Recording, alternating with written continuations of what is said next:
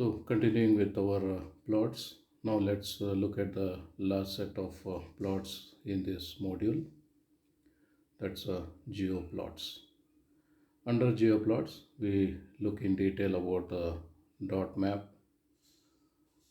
choropleth map, and connection map. So let's begin with the dot map.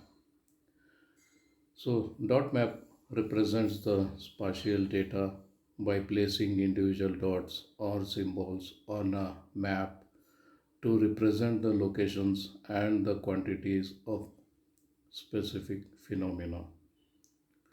So if any data is related with the space, then it would be better to represent the data directly on the map so that more information can be conveyed with little effort, and that's the basic idea about geoplots. Here, each dot typically represents a fixed quantity of the phenomena being mapped, such as certain number of occurrences or observations. The key features in the dot map are the dots or symbols, the geographic context, color or size, legend, labels, and so on. So, where this can be commonly used, so it is commonly used for visualizing the spatial distribution of the phenomena such as the population density, crime rates, disease outbreaks, or environmental features. So here we are trying to talk about some phenomena like population, and we want to compare at different locations.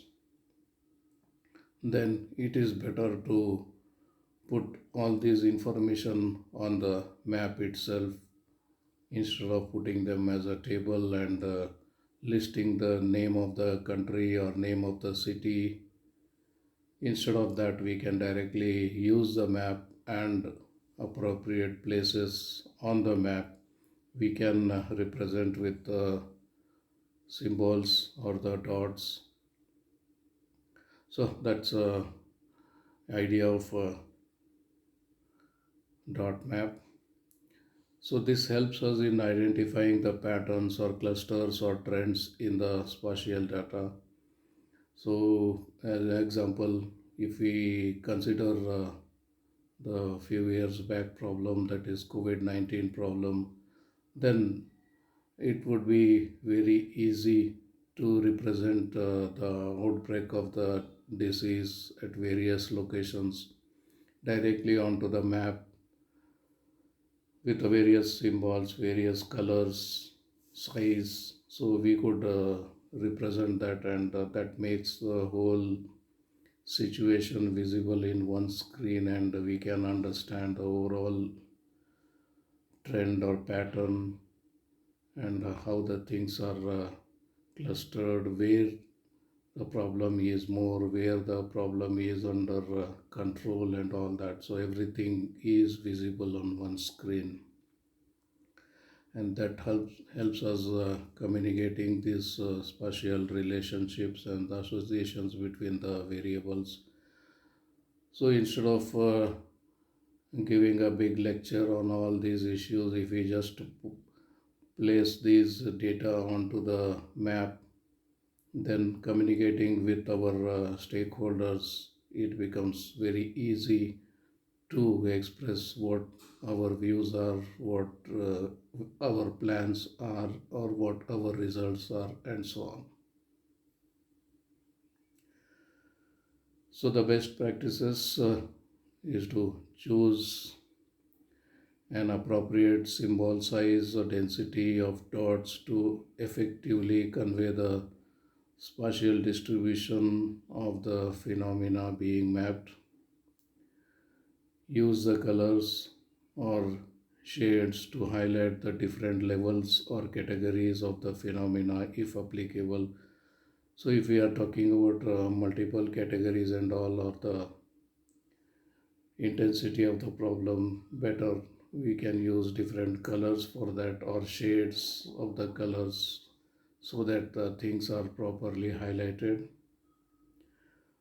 So we must provide a clear legend to explain the meaning of the symbols and any additional attributes represented on the map.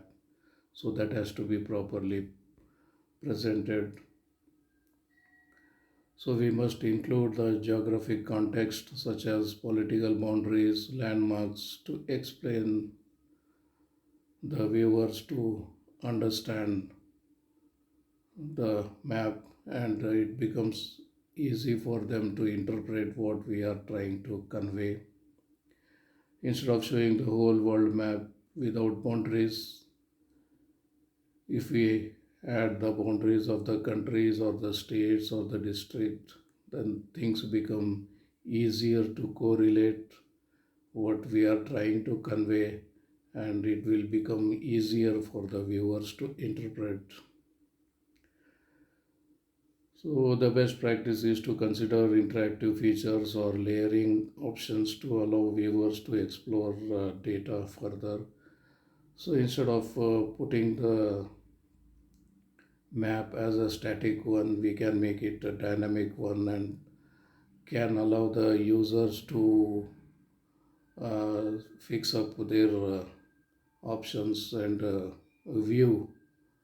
So we can allow the users to view the map interactively, so that will help them to gain more understanding about what we are trying to convey, and they can concentrate on their interest, so that will be more useful to the users, the viewers, stakeholders, and so on.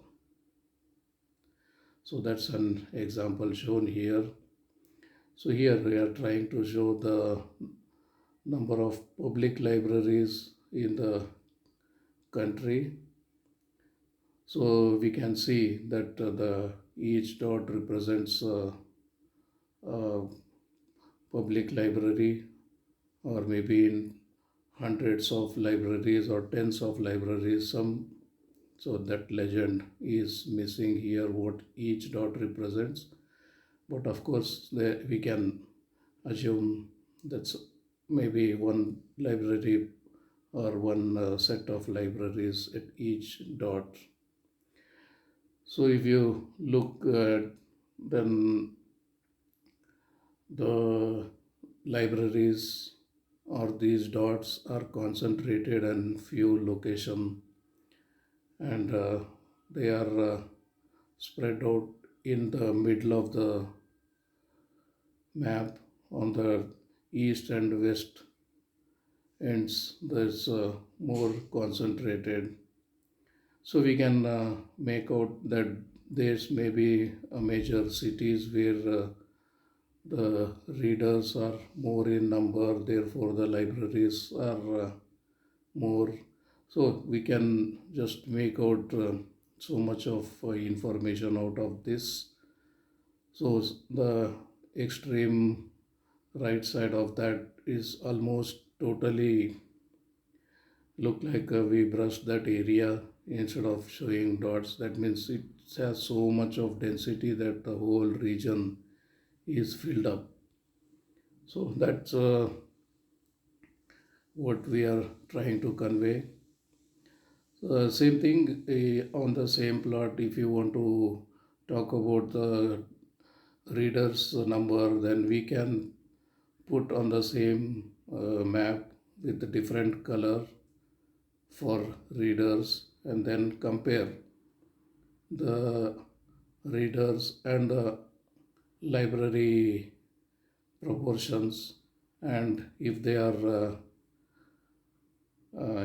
hand in hand, then is okay. But if readers are more, libraries are less, then the government should plan for adding new libraries in those places and all that. So many such information we can collect from just one map So we can talk about various colors, we can talk about size, the density, shape of the marking. So many things we can add into this, and with one map, so much of information can be conveyed. So that's all about the dot map.